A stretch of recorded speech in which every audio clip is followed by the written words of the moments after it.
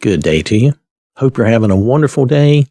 We've been reading in the book of Deuteronomy. Now, last time we read Deuteronomy chapter 6. Now, chapter 6 was about obeying God and prospering. He's telling them that if they will obey Him and follow Him, they will prosper. Now we're ready to read Deuteronomy chapter 7. Deuteronomy chapter 7 is going to have some warnings and then some promises from God. Now, this is Deuteronomy chapter 7. I am reading in the Amplified Bible. When the Lord your God brings you into the land which you are entering to possess and has cleared away many nations before you, the Hittite and the Girgashite and the Amorite and the Canaanite and the Perizzite and the Hivite and the Jebusite, 7 nations greater and mightier than you. And when the Lord your God gives them over to you and you defeat them, then you shall utterly destroy them. You shall not make a covenant treaty with them, nor show mercy and compassion to them. You shall not intermarry with them. You shall not give your daughter to his son, nor shall you take his daughter for your son. For they will turn your sons away from following me to serve other gods. Then the anger of the Lord will be kindled and burn against you, and he will quickly destroy you. But this is how you shall deal with them. You shall tear down their altars and smash to pieces their sacred pillars, and cut down their Asherim, symbols of the goddess Asherah. That's Asherah, I believe.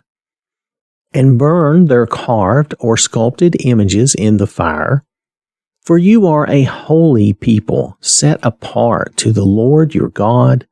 The Lord your God has chosen you out of all the peoples on the face of the earth to be a people for his own possession, that is, his very special treasure.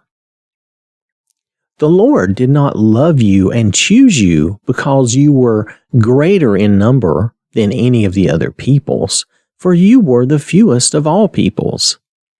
But because the Lord loves you and is keeping the oath which he swore to your fathers, the Lord has brought you out with a mighty hand and bought you from the house of slavery, from the hand of Pharaoh, king of Egypt. Therefore, know without any doubt and understand that the Lord your God, he is God, the faithful God, who is keeping his covenant and his steadfast loving kindness to 1,000 generations with those who love him and keep his commandments, but repays those who hate him to their faces by destroying them. He will not hesitate with him who hates him. He will repay him to his face. Therefore, you shall keep, follow, obey the commandment and the statutes and judgments, precepts, which I am commanding you today. Here again, this is a bit of an extension from chapter 6, warning them to make sure that they do these things which God is commanding them. Notice he's telling them not to intermingle with these other nations, with these other peoples, because it will corrupt them. It will corrupt them spiritually. They will want to worship other gods and follow other practices.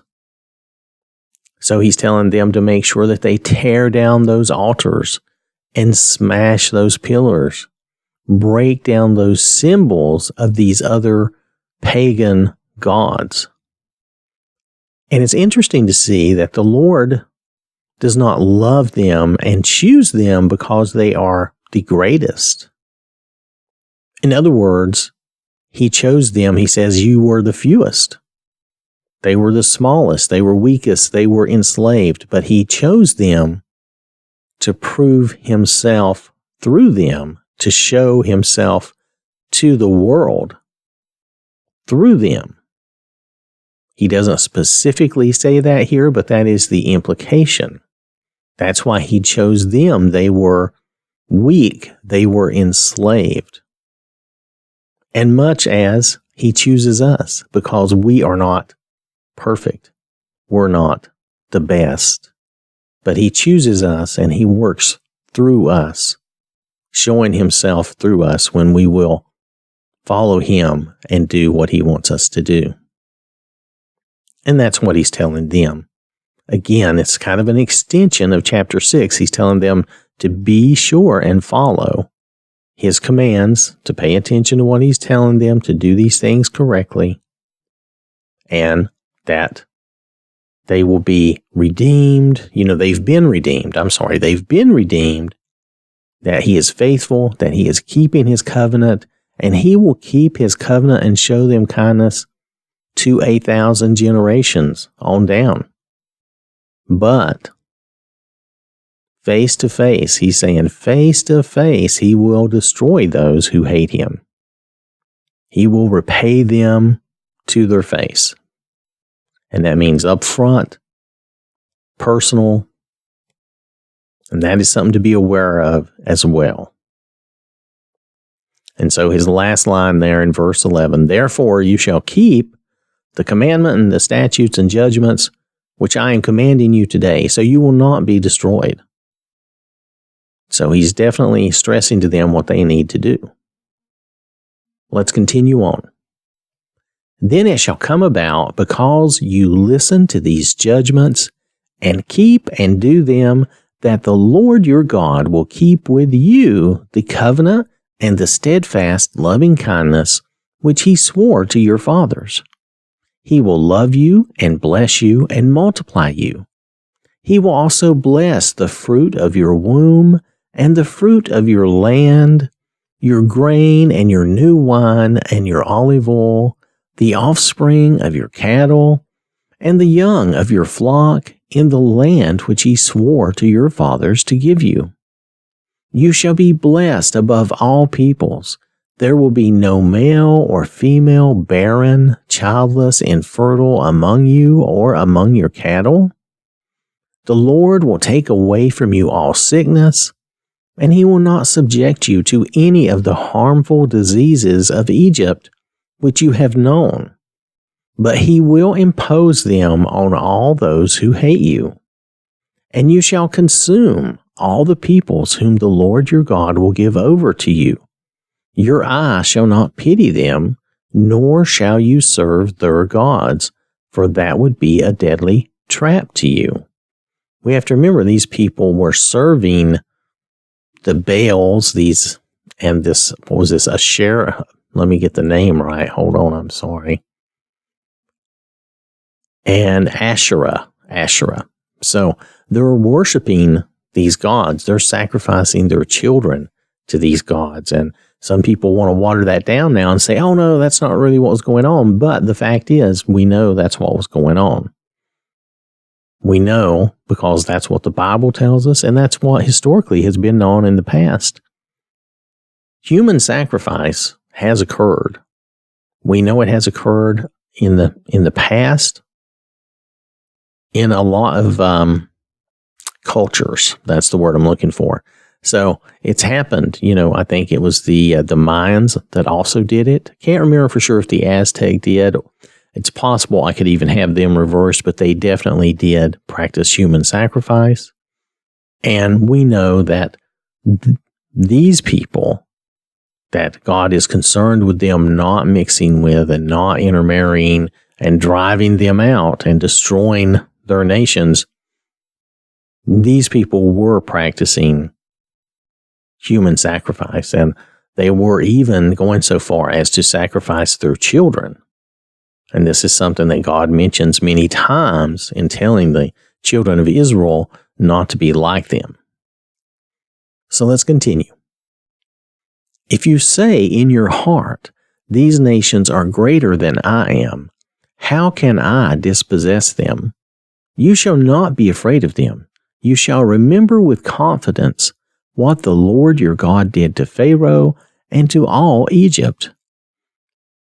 the great trials which you saw with your own eyes, and the signs, the wonders, the mighty hand, and the outstretched arm by which the Lord your God brought you out.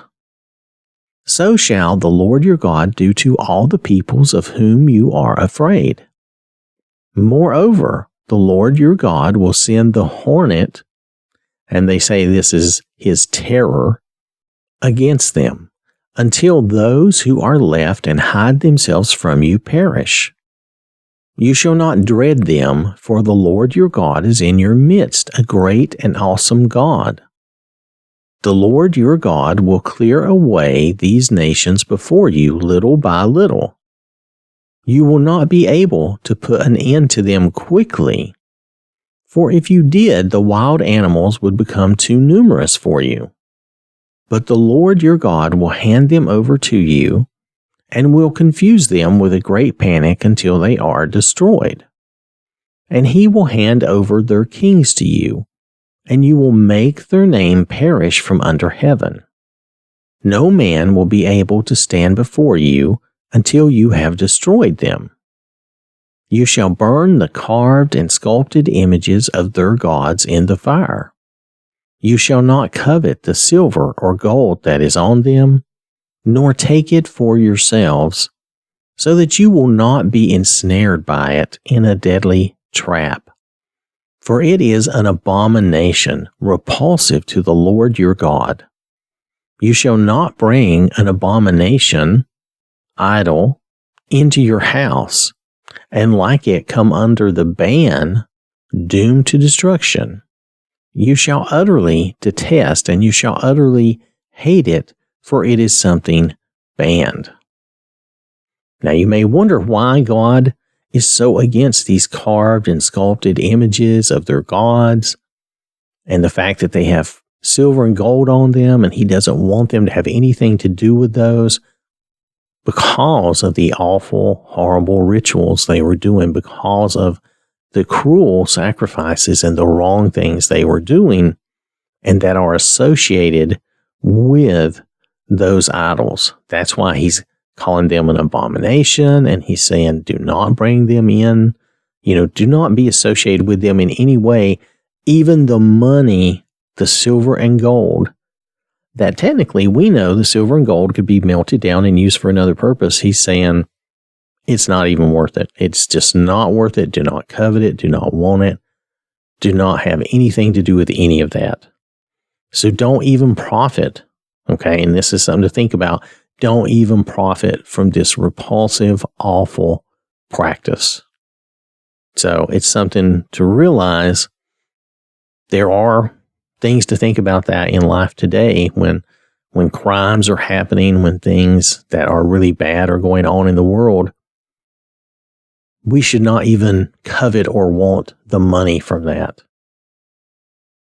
That's how bad it is. Even were we to come into it, we should not want that money or anything associated with those awful acts, whatever they may be. And in this case, they were an abomination to the Lord, so they were pretty horrible.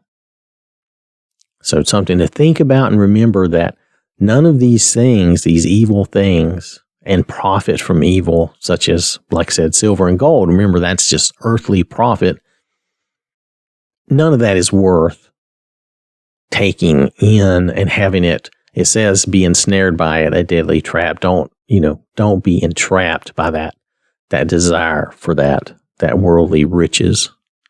And then being complicit in this abomination, in these repulsive acts. And I think that applies, like I'm saying, back to criminal things and other horrible things that happen in the world. We should not want to profit from any of those things. So that is the end of chapter 7 of Deuteronomy. And so this is warnings from God and promises of God. So it's both. It's good things. He's promising to fight for them, to help give them the land. Notice that he's going to give them the land a little at a time.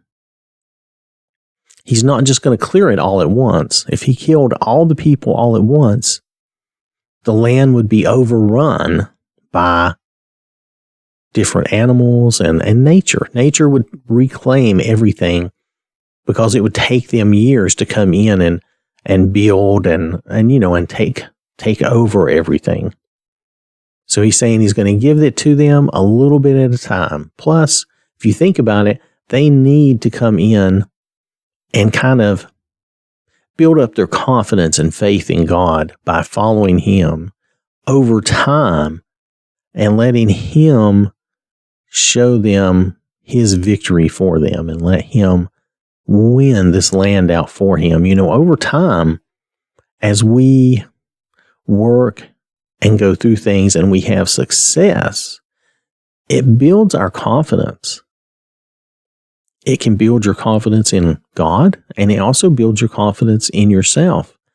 The main thing here is that he wants them to have confidence and belief in him. He's assuring them that he's going to take care of them and do these things. So it's very important for him to build their faith, and that's what a large part of this was. But there was also the practical side that if he just cleared the land of all the people all at once, then there would be a certain amount of animals and nature that would want to fill in that gap until they could come in and actually control all the land. And they're going to need some time to do that anyway. So that's just a normal process. It would take people some time to move into a foreign land and really get control of everything.